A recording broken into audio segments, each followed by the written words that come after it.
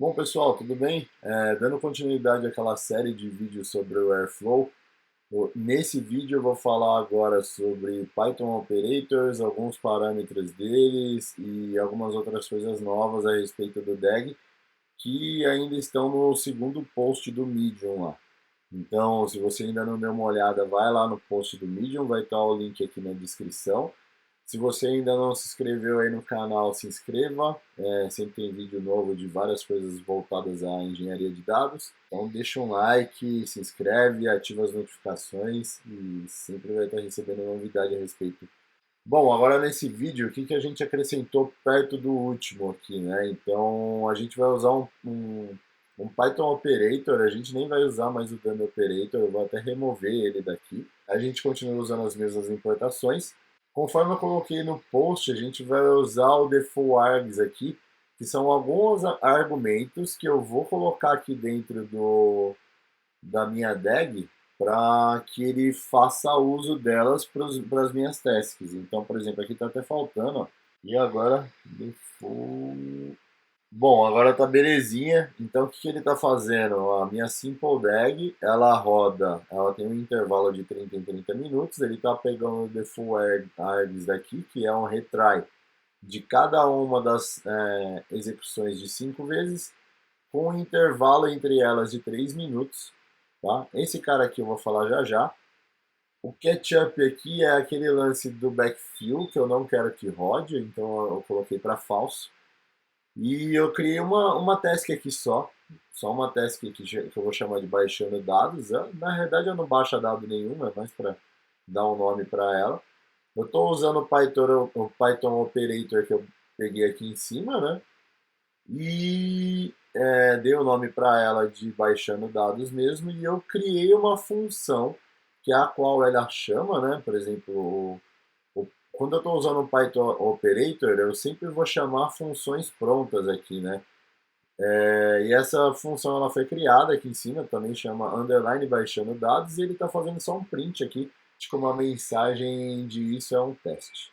Então eu vou salvar esse conteúdo. Eu acabei de salvar o arquivo, muito provavelmente ele vai ser atualizado aqui, né? E como eu rodei coisas anteriores dessa DAG, o que que eu preciso? Eu preciso remover todo o histórico dela. Eu venho aqui em Browse, DAG Runs, aí eu pego todas as execuções aqui de Simple DAG, né? No caso, eu vou até filtrar aqui e ordenar pelo tipo de DAG. Eu deveria ter dado delete logo no começo, então eu vou dar um delete nelas aqui e ele vai remover e já era, o histórico delas vai pro buraco. Beleza, só ficaram os lances aqui do DAG do Anselmo, então eu vou voltar aqui para a aba DAGs. O Simple DAG ele passa a não ter nenhuma execução, ele tem um next run aqui, né? Então eu vou ativá-lo e vou esperar a execução desse cara. Ele vai aparecer aqui que ele vai estar em running após a primeira atualização. Vou habilitar aqui o auto refresh. O status dela está como running, ela já está com sucesso, então eu vou entrar, verificar aqui em graph, vou clicar na DAG, vou em logs, na DAG, cliquei na task ali, né, que é abaixando dados, e dentro de logs aqui eu vou pegar a mensagem que foi exibida na tela, beleza? Então essa primeira parte aqui a gente já usou um Python Operator. Agora a gente vai dar uma enfeitada a mais nesse cara. Eu fiz aqui já no cara do lado, então eu vou reaproveitar o código aqui. Então vou pegar esses caras aqui, né? E vou explicar o que são cada um deles. Aqui eu criei uma segunda task chamada Esperando Dados, que ela está usando o File Sensor. Eu nem baixei ele aqui ainda. Para baixar o cara aqui, o esquema é sempre o mesmo. E vou aproveitar e baixar o Bash Operator. Vamos lá, o que a gente vai fazer aqui nessa segunda fase?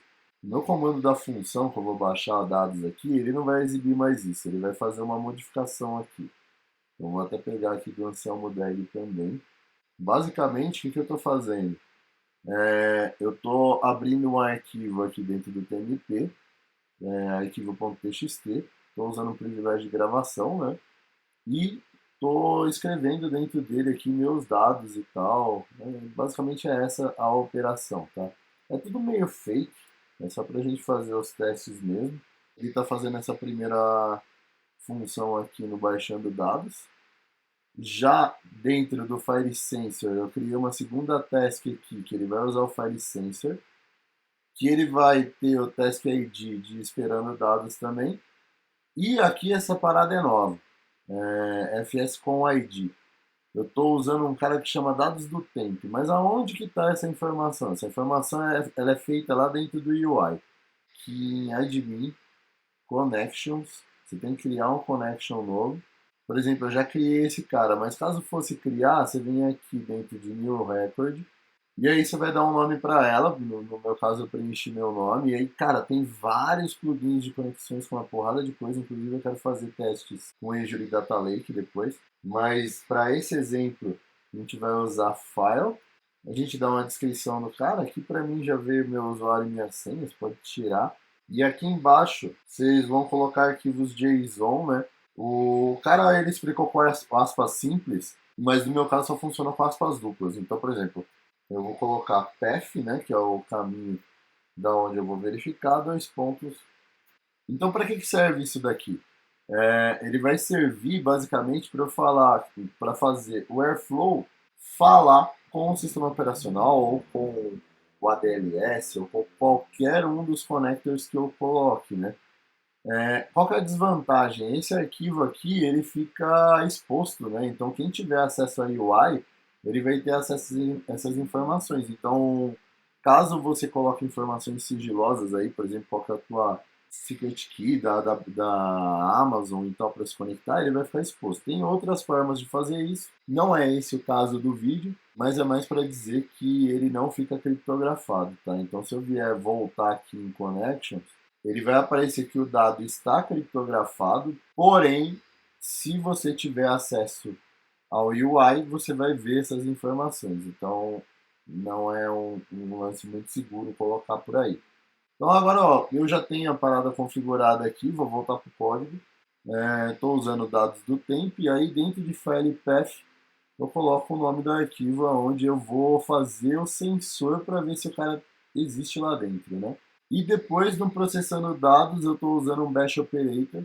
Esse bash operator é para simular um erro dentro da minha sequência, né? Por exemplo, o bash operator, nome da task ID vai chamar processando dados, e dentro do bash command eu coloquei um exit 0, que é basicamente sair do arquivo e boas. Esse cara tá beleza, eu vou salvá-lo.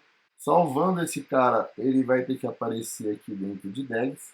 Bom, e ele aparecendo aqui dentro de DAGs, eu vou entrar aqui dentro, depois entrar em Graph, para ver se já exibiram ali as minhas três tarefas ali de uma forma bem visual. Bom, então aqui tem o baixando dados, as minhas outras duas tarefas.